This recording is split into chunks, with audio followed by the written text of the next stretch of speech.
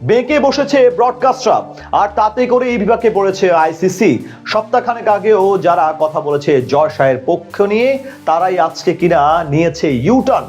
প্রকাশ্যে দিবালোকে সমালোচনা করছে আইসিসির, সেই সাথে বাংলাদেশি সিদ্ধান্তকেও জানাচ্ছে সাধুবাদ। ব্রডকাস্টদের এমন কর্মকাণ্ডে এখন কপালে চিন্তার ভাঁজ ক্রিকেটের সর্বোচ্চ নিয়ন্ত্রক এই সংস্থার। তবে কি লোকসানের বোঝাই কোণঠাসা করবে আইসিসিকে, সেটা নিয়ে বিস্তারিত এই রিপোর্টে।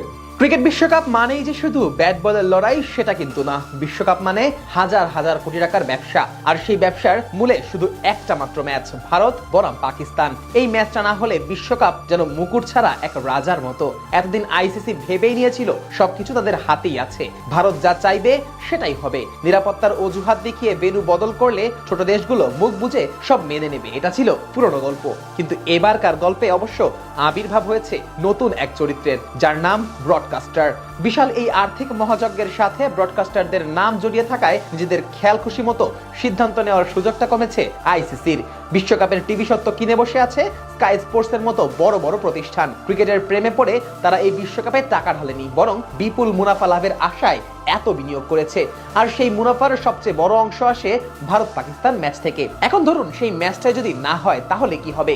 বিজ্ঞাপনদাতারা টাকা নিয়ে নেবে, সাবস্ক্রিপশনের পরিমাণে ধস নামবে, কয়েক হাজার কোটি টাকা কার্যত ভেস্তে চলে যাবে। এই বাস্তবতা বুঝেই এবার বেঁকে বসেছে ব্রডকাস্টাররা। তাই তো মাত্র কয়েক দিনের ব্যবধানে মত বদলে যাচ্ছে মার্ক বুচারের মতো বিশ্লেষকদের। যেই বুচার কদিন আগেও বলেছিলেন বাংলাদেশকে বাদ দেওয়া ঠিক হয়েছে, আজ সেই বুচারই বলেছেন পাকিস্তান মাস্টার স্ট্রোক খেলেছে।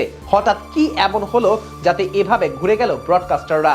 মূলত এখানে রয়েছে কোটি কোটি টাকার খেলা। স্কাই স্পোর্টস আইসিসির অফিসিয়াল ব্রডকাস্ট পার্টনার।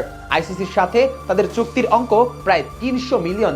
এই টাকা বাঁচাতে হলে বিশ্বকাপে কোনো ঝই ঝামেলা চাইবে না স্কাই স্পোর্টস। আর এই কারণেই নাসির হোসাইনের মতো সাবেক ইংলিশ তারকারা এখন প্রকাশ্যে আইসিসির নেতৃত্ব নিয়ে প্রশ্ন তুলছেন।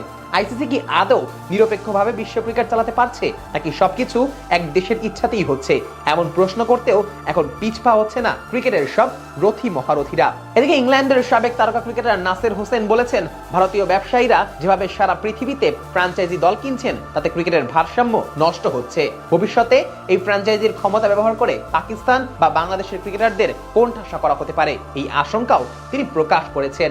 মানে স্কাই স্পোর্টস এখন আর লুকোচুরি করছে না, তারা সরাসরি বুঝিয়ে দিচ্ছে আমাদের টাকায় খেলা চলছে, আমাদের ক্ষতি হলে আমরা চুপ থাকবো না। ফলে আইসিসি এখন দুই দিক থেকেই চাপে আছে, একদিকে ভারতীয় প্রভাব, অন্যদিকে বিশ্বকাপের অর্থনৈতিক বাস্তবতা।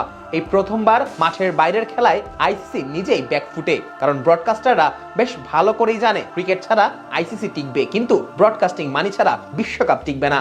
এখন প্রশ্ন একটাই, আইসিসি কি ইগো বাঁচাবে নাকি ক্রিকেটের ভবিষ্যৎ?